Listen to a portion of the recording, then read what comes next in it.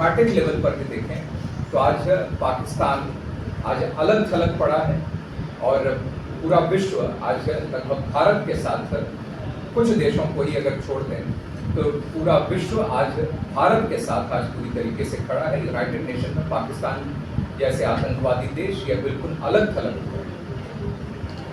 इतना ही अभी प्रमुख से कुछ बातें जी सर। 11 साल में बलरामपुर में बहुत ठोस विकास हुआ है, इसमें कुछ कोई गुंजाइश नहीं कि हम ना कह सकें, बहुत अच्छा विकास हुआ है। लेकिन सर मीडियम क्लास और गरीब जनता की सुविधाओं की बहुत कमी है। हमारे चेयरमैन साहब भी बैठे हुए हैं, 5 नगर पालिकाओं में कर्मचारियों की बड़ी कमी है। CSC PSC हॉस्पिटल में डॉक्टरों की कमी है, टेक्नीशियनों की कमी है, टीचरों की कमी है। सर इस पर आप कब ध्यान देंगे? देखिए, ऐसा नहीं है कि इसमें लगातार सरकार ने ध्यान दिया है। मैं सभी आंकड़ों को तो यहाँ पर आप तुरंत इन सारे आंकड़ों को तो नहीं रख सकता, लेकिन मेडिकल क्षेत्र की ही जो आपने बात की है, मैं सिर्फ उत्तर प्रदेश में ही बात करूँ तो इसमें आज हर जिले में मेडिकल कॉलेज की स्थापना हो रही है। मैंने एम्स की संख्या तो बढ़ ही रही है, लेकिन हर जिले में एक मेडिकल कॉलेज हो रहा है। और पहले जहाँ पर कोई एक भी डॉक्टर नहीं रहता था, आज भी कई बार लोग चर्चा करते हैं कि डॉक्टर्स कहाँ मेडिकल कॉलेज में कहाँ से अच्छे आएंगे, क्या होंगे, लेकिन आपको ये जानकर संतुष्टि होगी कि हर मेडिकल कॉलेज में, पहले तो मेडिकल कॉलेज नहीं थे तो डॉक्टर्स के भी होने की कोई गुंजाइश ही नहीं थी, लेकिन आज मेडिकल कॉलेज भी है और मिनिमम 45 से लेकर 90 डॉक्टर लगभग हर मेडिकल कॉलेज में हर जिले में आज उपलब्ध है।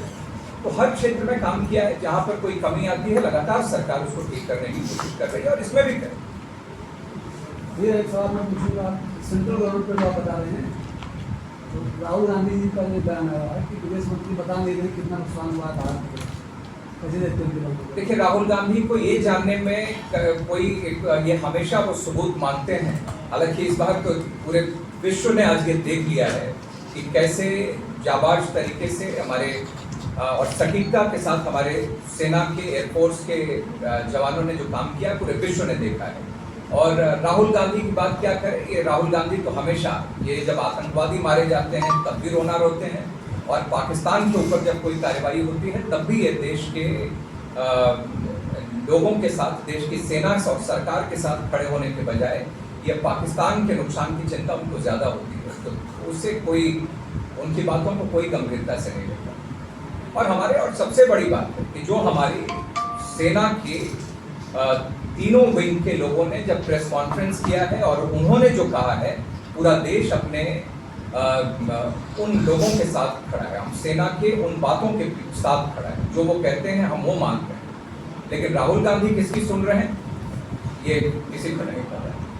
अब भैया साइलेंट मेरे साथ यहाँ जिले के अध्यक्ष रवि मिश्रा जी, जिले के प्रभारी राहुल राज रस्तोगी जी, माननीय विधायक श्री पल्टूराम जी, कैलाश जी, राम प्रताप वर्मा जी, शैलू जी, जिला पंचायत अध्यक्ष आरती जी और हमारे सभी मीडिया के भाई, आज आप सब लोगों के साथ आप लोगों को जैसा पता है कि सेवा, सुशासन, गरीब कल्याण के 11 साल जो नरेंद्र मोदी जी के सरकार के हुए, इस संबंध में पूरे देश भर में कल सभी मुख्यमंत्री गण, उससे पहले हमारे राष्ट्रीय अध्यक्ष जी ने प्रेस के सभी लोगों के साथ बातचीत की थी और आज हम लोग सब जिलों में आज और कल मीडिया के साथ हम सब बातचीत कर रहे हैं और आप सब लोगों के माध्यम से जो सरकार की योजनाएं हैं उसको नीचे तक कहाँ तक पहुँची हैं, इन सब बातों को आप लोगों के साथ साझा कर रहे हैं। ये 11 साल मैं कह सकता हूँ कि विकसित भारत, आत्मनिर्भर भारत और संकल्प से सिद्धि का ये पूरा कार्यकाल रहा है। और इसमें जैसा प्रधानमंत्री जी ने पहले कहा था 2014 में शपथ लेने के बाद कि भाई प्रधानमंत्री के रूप में ही नहीं बल्कि प्रधान सेवक के रूप में वो काम करेंगे, उसी अनुरूप सरकार ने काम किया और आज शासन सेवा का एक साधन है, शासक एक सेवक के रूप में काम कर रहा है, सरकार एक साथी के रूप में जनता के साथ काम कर रही है और सुशासन जो लोकतंत्र की एक सबसे महत्वपूर्ण कड़ी है, आज वह सुशासन ये हमारे केंद्र सरकार की और जहाँ कहीं पर भी भारतीय जनता पार्टी की सरकार है वहाँ पर ये एक संस्कृति बन गई है, ये कल्चर बन गया है। तो एक बड़ा परिवर्तन आया है, एक विकसित भारत आने वाले कार्य है ही है। इसमें कितना चाहे वो योजनाएं, मैं उन सब चीज़ों की डिटेल में यहाँ पर बहुत नहीं जाऊँगा, लेकिन फिर भी जो प्रमुख बातें हैं मैं उसको ज़रूर आप सब लोगों के साथ में रखना चाहता हूँ कि चाहे ये इंफ्रास्ट्रक्चर का क्षेत्र हो, रक्षा का क्षेत्र हो, जैसे रक्षा के ही क्षेत्र में लगभग जो एक्सपोर्ट है ये लगभग 23,622 करोड़ का हो गया, 34 टाइम्स इसमें वृद्धि हुई है। और अभी भी जैसा रक्षा मंत्री जी ने भी कहा कि जो अभी पाकिस्तान के ऊपर जो एयरबेस, जो उनके एयरबेस को टारगेट किया गया, आतंकवादी संगठनों को टारगेट किया गया, तो जो हम लोग ये एक्सपो देखते थे ये एक तरीके से ये लाइव हो रहा, और जो S-400 आकाश, ब्रह्मोस, INS विक्रांत, तेजस, प्रहलाद प्रचंड हेलीकॉप्टर, तो इन सब का जो उपयोग हुआ, ड्रोन्स जो भारत में ही बने थे, इन सब का जो उपयोग हुआ एक तरीके से ये तय हो गया कि ये एक उसकी लाइव टेस्टिंग भी थी, और जो पाकिस्तान के ऊपर आतंकवादियों के संगठन के जो उनके क्षेत्र थे उसके ऊपर टेस्ट हुआ, और ये हमारा भारत में निर्मित ये सारी चीज़ें आज पूरे विश्व में एक अपना विश्वास हासिल किया, विश्व में ट्रस्ट पैदा इन सब चीज़ों पर हुआ। अर्थव्यवस्था के रूप में अगर देखें तो हम लोग आज पहले फ्रजाइल 5 में गिनती हुआ करती थी, जो सबसे खराब या कभी भी जो अर्थव्यवस्था एकदम टूट सकती थी, तार-तार हो सकती थी, ऐसी छवि बनी थी भारत की। आज विश्व भर में आज एक टॉप 5 में आज भारत अर्थव्यवस्था के मायने में आज आकर खड़ा हुआ है, मार्जिन से ही सही, लेकिन आज हम चौथे स्थान पर आज हम लोग आ गए हैं। और IMF भी अब मानता है, आंकड़ों के हिसाब से GDP देखते हुए 25-26 का आकलन जो उनका है उसके हिसाब से IMF कहता है, ये सिर्फ हमारी सरकार के नेता ही नहीं बल्कि IMF को भी ये लगता है कि आने वाले समय में 2027 तक हमारा देश तीसरी सबसे बड़ी अर्थव्यवस्था के रूप में इस शक्ति के लिए जो नारी शक्ति बंधन अधिनियम जो है, इसमें लोकसभा विधानसभा में भी 33% का आरक्षण महिलाओं के लिए, मातृत्व अवकाश उसको 26 सप्ताह तक उसको किया गया। हम देखें तो आज ये महिलाओं के लिए सेना में स्थायी कमीशन, सैनिक स्कूल और NDA में उनका प्रवेश प्रारंभ हुआ, और महिला पायलट्स की अगर संख्या देखें तो विश्व भर में सबसे ज़्यादा महिला पायलट्स हमारे देश में हैं। तो आज नारी सशक्तिकरण भी, महिला सशक्तिकरण भी अन्य कई रूप में हम सब लोग अपने देश में देख रहे हैं। और बहुत सारी जो हम लोग स्टार्टअप है, जनधन अकाउंट है, मुद्रा योजना का लाभ है, स्टार्टअप्स है, इनमें भी हम लोग देखेंगे तो लगभग आधी से ज़्यादा बेनिफिशियरी महिलाएं ही हैं। तो चाहे फिर सौभाग्य योजना हो, उज्ज्वला योजना, गैस सिलेंडर के माध्यम से हो, शौचालय बना हो, इन सब योजनाओं में हम देखेंगे तो महिलाओं को भी और केंद्र में रखकर नरेंद्र मोदी जी ने जो काम किया है इसका साफ असर हम सब लोग आज देख पा रहे हैं। और इसके लगातार 11 सालों तक नरेंद्र मोदी जी ने एक लॉन्ग टर्म मैप रखकर, पहले 2014 से पहले खासतौर पे जो मैं 4 से 14 तक की मैं बात करूं तो पहले बहुत ही शॉर्ट था, लोग सिर्फ चुनावों में त्वरित लाभ के लिए ही कुछ घोषणाएं किया करते थे, लेकिन आज नरेंद्र मोदी जी ने एक लॉन्ग टर्म, एक कॉम्प्रहेंसिव एक रोड मैप तैयार किया, सभी का उसमें एक समावेशी सबको उसमें समाहित किया, और एक इंक्लूसिव डेवलपमेंट की जो हम लोग बात करते थे, आज सही मायने में एक बहुत ही दूरदर्शी सोच के साथ, एक विजन के साथ, मिशन लेकर नरेंद्र मोदी जी आगे बढ़े। और एक हम सब लोग आज देख पाते हैं कि एक निर्णायक नेतृत्व हम लोगों को हमारे देश को मिला मोदी जी के नेतृत्व में, और आज ये बड़ा परिवर्तन हम लोग देश का नेतृत्व करें, इस अनुरूप डेवलपमेंट करने का प्रयास नरेंद्र मोदी जी के द्वारा हुआ है। और इस विकास के मैं कह सकता हूँ कि 4 प्रमुख स्तंभ हमारे रहे, वह युवा शक्ति, नारी शक्ति, हमारा किसान, कृषि शक्ति, तो ऐसे ये सभी को मिलाकर ये एक इन स्तंभों पर नरेंद्र मोदी जी की सरकार ने विकास की पूरी योजना को आगे बढ़ाया है। और आज हमारी सरकार का मतलब हो गया है कि एक रिस्पॉन्सिव सरकार, गवर्नमेंट, एक रिस्पॉन्सिबल गवर्नमेंट, एक उत्तरदायी, एक जिम्मेदार गवर्नमेंट के रूप में एक इसका मतलब भी आज नरेंद्र मोदी जी की सरकार का हो गया है कि रिस्पॉन्सिव गवर्नमेंट है, रिस्पॉन्सिबल गवर्नमेंट है, रिफॉर्म, परफॉर्म और ट्रांसफॉर्म वाली सरकार है, गवर्नमेंट है, अकाउंटेबल गवर्नमेंट है, पब्लिक के पार्टिसिपेशन के साथ चलने वाली ये सरकार है। और 2014 से पहले की स्थिति अगर देखें तो बिल्कुल विपरीत थी।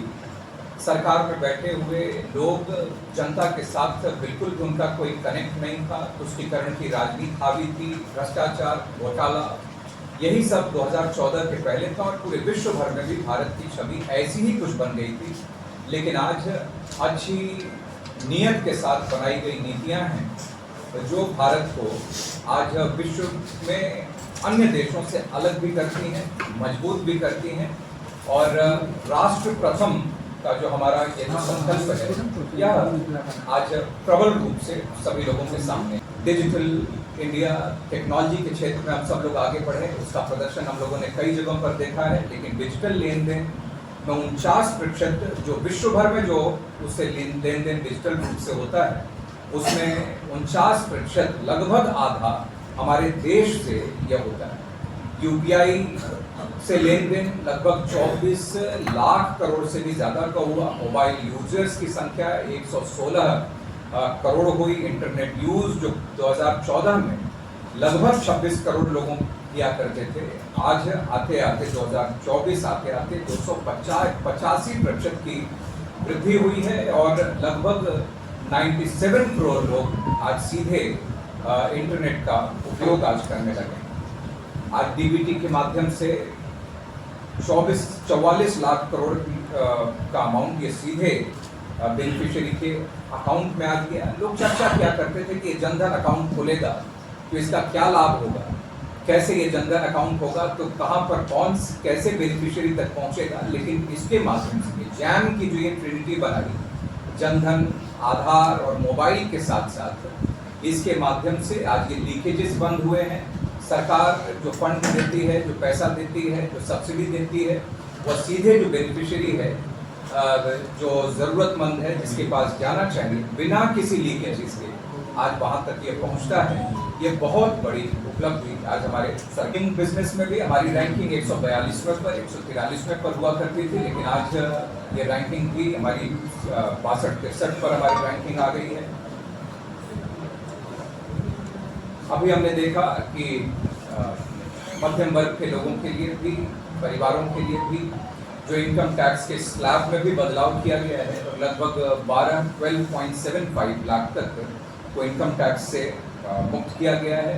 और यहीं पर नहीं, सिर्फ ये सागरमाला, भारतमाला, मतलब सड़क का क्षेत्र हो, समुद्री क्षेत्र हो, पोर्ट हो या एयरपोर्ट के क्षेत्र में अगर हम लोग देखें तो यहाँ पर तो उपलब्धि है ही है। रेलवे के क्षेत्र में लगभग 23 शहरों तक हज़ारों किलोमीटर, लगभग 1034 किलोमीटर तक मेट्रो का चलना प्रारंभ हुआ है।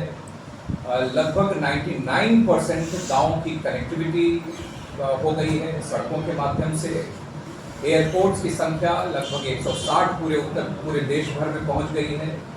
एम्स, IIT, IIM, इनकी संख्या लगातार बढ़ी है।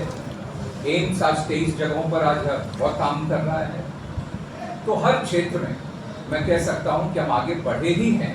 लेकिन यहीं तक नहीं, बल्कि चंद्रयान और गगनयान के माध्यम से अब आज हम सब लोग अंतरिक्ष की भी जो सीमा है उसको भी लांघ रही है। नरेंद्र मोदी जी के नेतृत्व में हम सबका ये कार्यकाल रहा है। और किसी ने बहुत अच्छा ही कहा है कि ये पूरा विजन हमारा जो है, ये एक राम का जो विजन है, तो आज से हमारे जो राष्ट्रवाद, राष्ट्र प्रथम, अर्थव्यवस्था, आत्मनिर्भरता, M से महिला सशक्तिकरण, तो ऐसे इस विजन के साथ लगातार हमारी सरकार ने काम किया, नरेंद्र मोदी जी ने काम किया। देश की जनता को ये उम्मीद, भरोसा और रक्षा के क्षेत्र में भी हूँ, देश की चाहे वह आंतरिक सुरक्षा हो चाहे सीमा पर हो। आप देखिए तो इसमें भी आज ऑपरेशन सिंदूर के माध्यम से मैंने पहले ही कहा कि जो जिस तरीके से वहाँ पर कार्रवाई की गई ऑपरेशन सिंदूर में, ये सारी चीज़ें पाकिस्तान के ऊपर आतंकवादियों के अड्डे के ऊपर वह टेस्ट हुआ और पूरे विश्व ने उस पर ट्रस्ट किया है। और ये हमारे आत्मविश्वास, ये हमारे आत्मनिर्भरता का ये परिचायक है, हमारे साहस का ये परिचायक है, हमारे सेना के जवानों की ताकत और उनके सटीकता का, उनके परिश्रम और उनके साहस